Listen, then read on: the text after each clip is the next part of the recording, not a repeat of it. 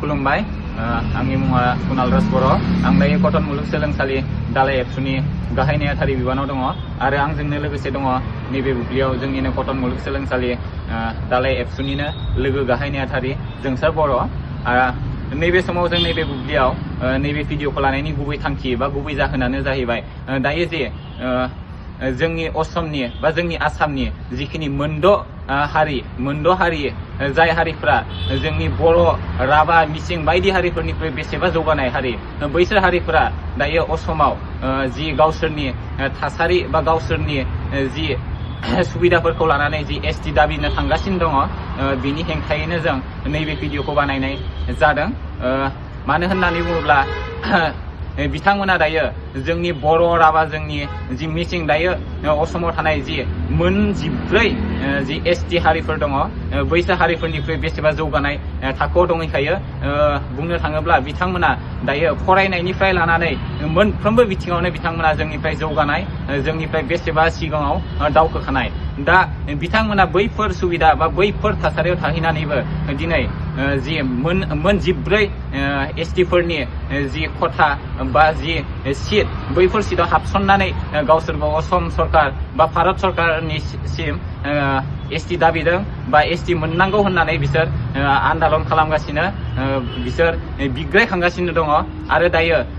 जि बिसोरनि बिग्रायखांनायनि जि दुंहाव थासारि, बे दुंहाव थासारिखौ जोंनि आसाम सरकारा बिसोरनि जि दुंहाव थासारिखौ लानानै बिसोरनि एसटि होनो जि आवगायनाय जि थांखि लानो थांगासिनो दङ, बेखौ नोजोर होनानै जों नैबे समाव बै मोनद' जाय हारि बिसोर एसटि बिदों, बिसोरनि हेंथायै आरो जाय असम सरकारा बिसोरनि एसटि होनो थांगासिनो दङ, बिसोरनि हेंथायै जों गोख्रोङै गसंथागोन। जों बर' हारि जानानै बा सिसिट'वानि एबसु बा गासै ट्राइबेल संघनि जानानै जों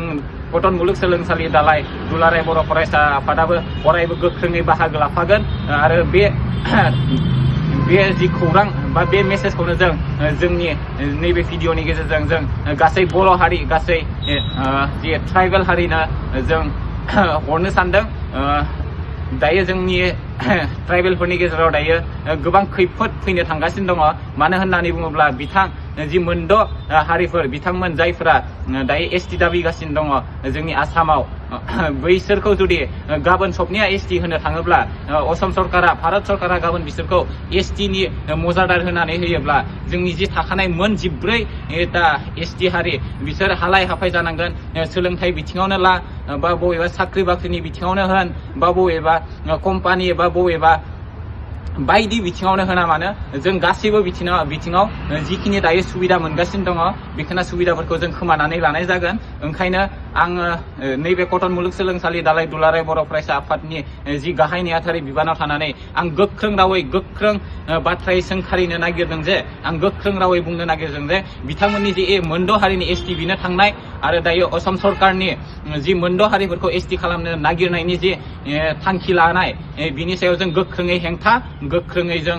राव होदों जे बिथांमोना माब्लाबाबो एसटि जानो हाया आरो बिथांमोननो जों माब्लाबाबो एसटि होनो हाया। बेखौनो बुंनानै आं नैबे समाव जोंनि गासै एसटि जि मोन 14 हारि बा जोंनि बर' हारिनि गेजेराव जों दुलाराय बर' फरायसा आफादनि जानानै खौरां हरनो सानदों। आरो जुदि फैबाय थानाय गाबोन समफोर बैफोर दुंहाव थासारिया बारानिफ्राय बारा जायोब्ला जोंबो कटन मुलुगसोलोंसालि दालाइ दुलाराय बर' फरायसा आफादाबो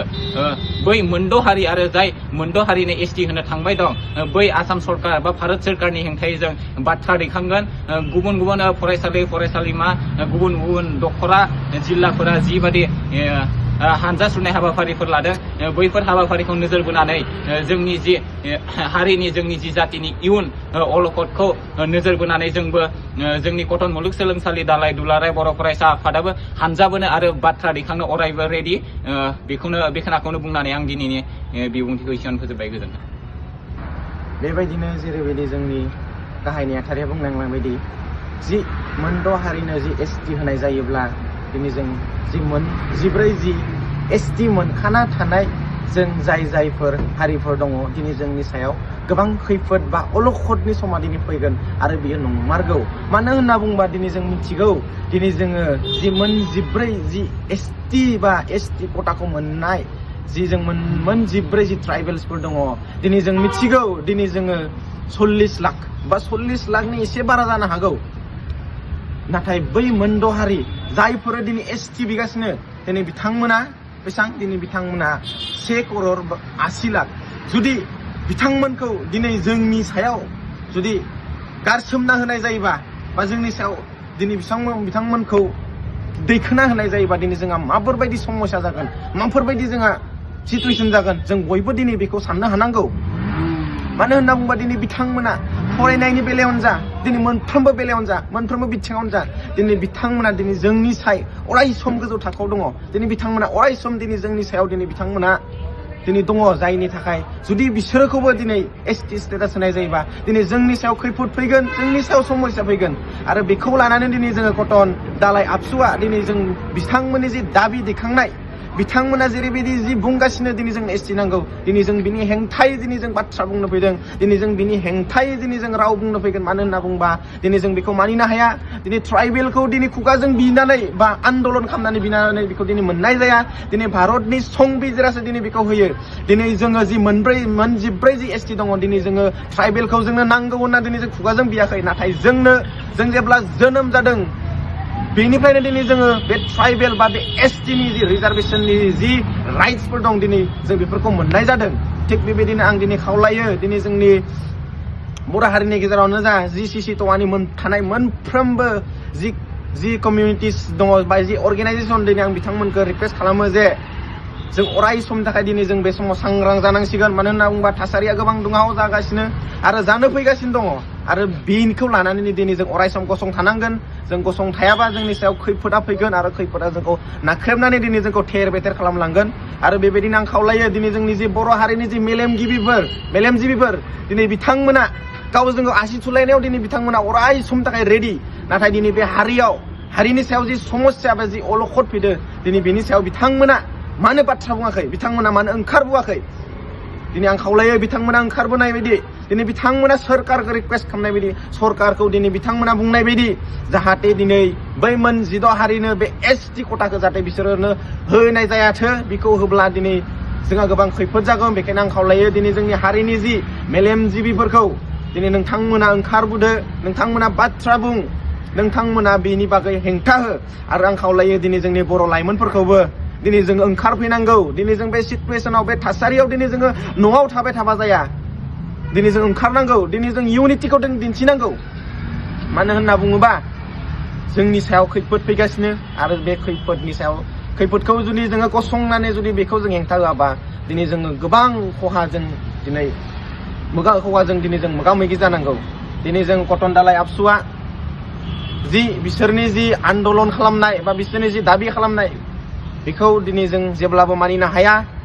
दिनै जों जेब्लाबो दिनै जों मानिया मानो होनना बुंबा दिनै बिसोरो होजाथाव नङा जि मोनबा क्राइटेरिया दङ बे मोनबा क्राइटेरियाखौ दिनै बिथांमोना फुलफिल खालामा बेनिखायनो आङो खावलायो दिनै असम सरकारनिसिम जाहाथे दिनै बिसोरनो एसटि स्टेटासखौ होनानै जों जि थाखानाय जि एसटिफोरनि सायाव बेफोरबायदिनो गाज्रि बेबायदिनो समस्या बा जोंनि सायाव बेफोरबायदि अलखदनि समखौ दिनै बिथांमोना दा लाबथोसै आरो दिनै जोङो नांगौ जायोबा दिनै फैगोन दिनफोराव जेरैबायदि जि मिरु आबसुआनो जा जि दालाइ बा दखरा आबसुआनो जा बेजों लोगोसे गुबुन गुबुन इउनिभारसिटि कलेजफोराव जेरैबायदि बिथांमोना जि हानजा सुरनाय लागासिनो दिनै जोंबो नांगौ जायोबा दिनै जोंबो बे हानजा सुरनायखौ दिनै जोंबो लागोन दिनै जोंबो गसंथागोन दिनै जोंबो बै बिथांमोननो जि एसटि होनाय बिनि बेरेखायै दिनै जोंबो गसंथागोन दिनै जों जेब्लाबो मानिया आरो जों बेखौ मानिना लानो हाया बेखिनिखौनो बुंनानै दिनै आंनि बा दिनैनि जि जोंनि बे भिडिअनि दारै जोङो जि थांखि बे भिडिअआ जि थांखि लानाय जादोंमोन बे थांखिखौ दिनै जों नोंथांमोननि सेराव फोसावना होबाय।